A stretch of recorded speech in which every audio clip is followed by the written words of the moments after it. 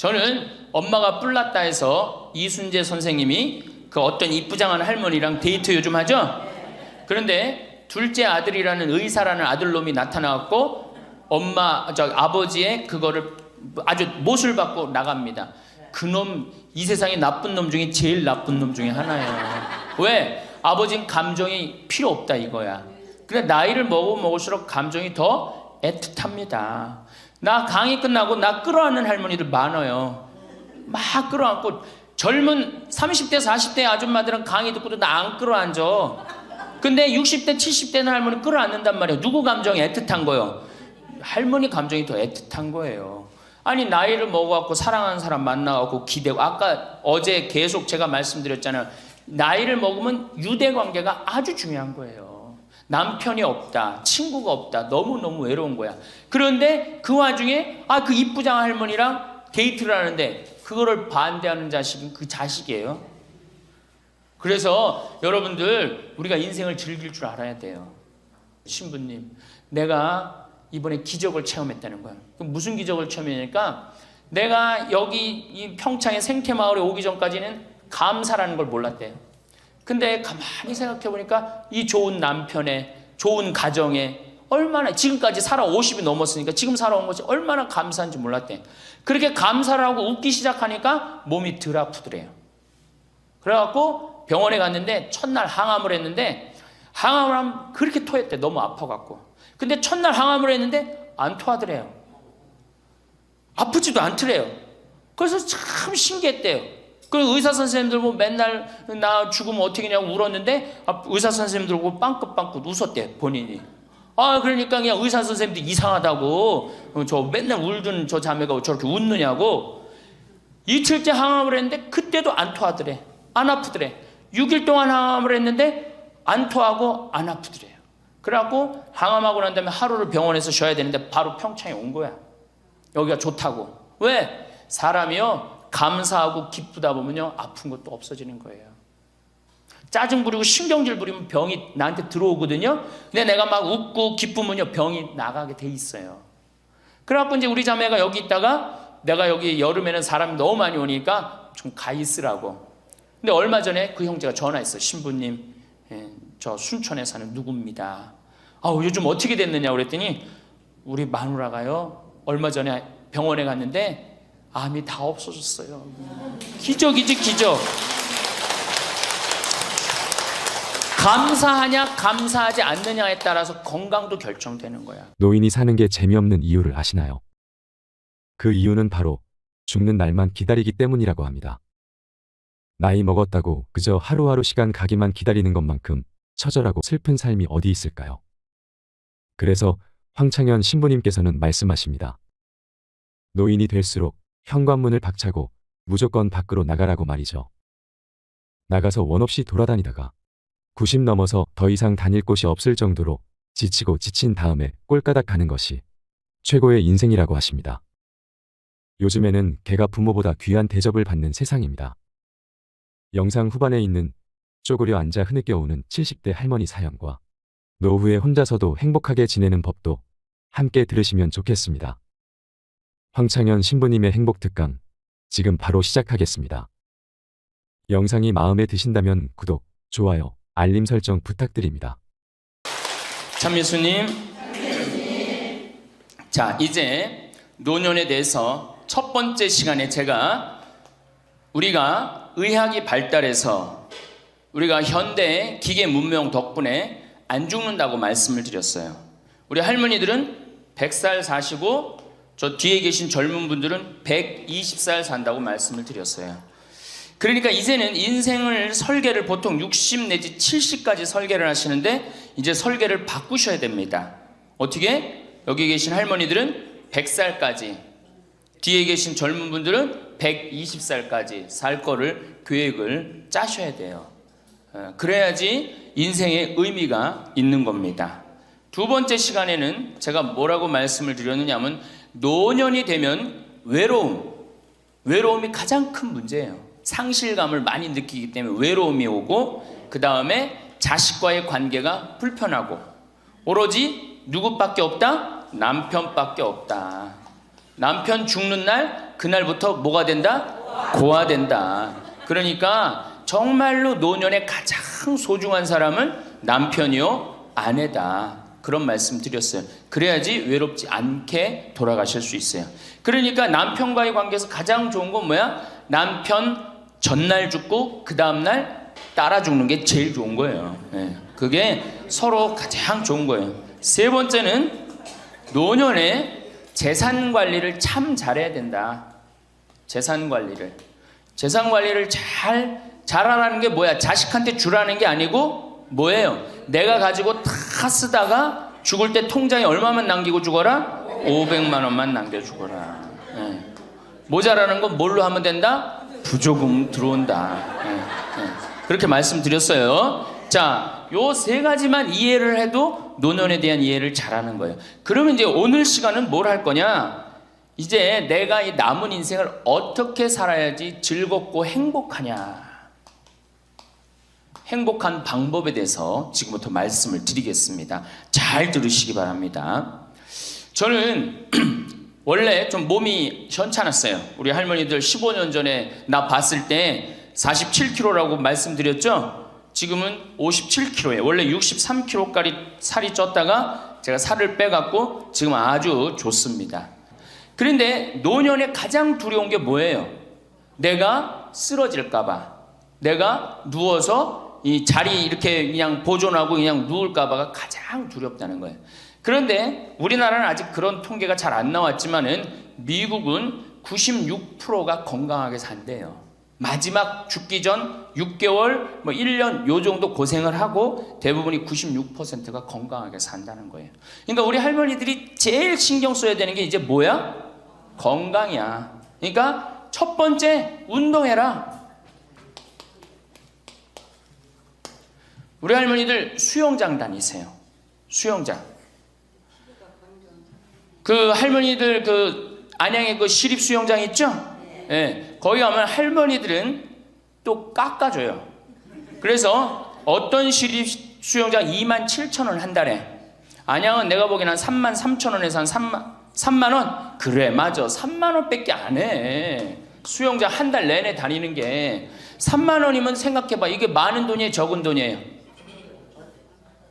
어떤 할머니한테 많고 어떤 할머니한테 적은 돈이죠. 그런데 쉬운 방법이 있어요. 오늘 집에 가서 어떻게? 은행에 들르라니까. 네, 오늘 은행에 들러갖고 어떻게? 바로 집을 잡히는 거예요. 그래갖고 한 달에 100만 원씩 받는 영모기지론 하면은 한 달에 3만 원. 적은 돈이에요, 많은 돈이에요? 적은 돈이에요. 그러면은 아마 일주일에 3번 가는 걸로 내가 알고 있어요. 일주일에 3번 가면은 가서 수영하라는 게 아니에요, 할머니들. 어떻게? 수영장에서 걸어갔다가 걸어오기만 해도 이게 절대 들어눕지 않는다는 거예요. 근육이 얼마나 이게 풀어지는 운동인지 몰라요. 그래서 수영하라는 거예요. 또 좋은 건 뭐야? 춤추라는 거예요. 춤추라는 거예요. 춤. 어저께 시부님하고 얘기를 하다 보니까 이제 점점 이 어르신 성경대학을 많은 프로그램을 하겠다고 그러시더라고요. 그래, 춤추는 거 좋은 거예요. 나이 먹어서 춤추는 거 굉장히 좋은 거예요. 그 다음에 그것도 안 되면 스트레칭. 그 현영의 S라인 그 테이프 하나 사다가 똑같이 해라는 게 아니에요. 비슷하게만 해도 몸이 굉장히 좋다는 거예요. 문제는 안 움직이는 게 문제예요. 안 움직이는 게. 그러고 난 다음에 걷기 운동. 묵주 하나 들고 거기 안양천 내려가고 어떻게? 잘 꾸며놨잖아요, 이제는. 안양천 왔다 갔다만 해도 그게 건강에 좋은 거예요. 괜히. 3단 받쳐요? 그래. 그러면은 한 3번 왔다 가고 9단 해갖고 마지막 집 가는 길 1단 해갖고 10단 받치면 딱 좋은 거지. 보통 5단 받치는데 한 25분 정도 걸리잖아요. 그러니까 이게 걷는 운동이 굉장히 중요해요. 제가 이 우리 할머니들을 위해 강의를 하기 위해서 읽은 책인데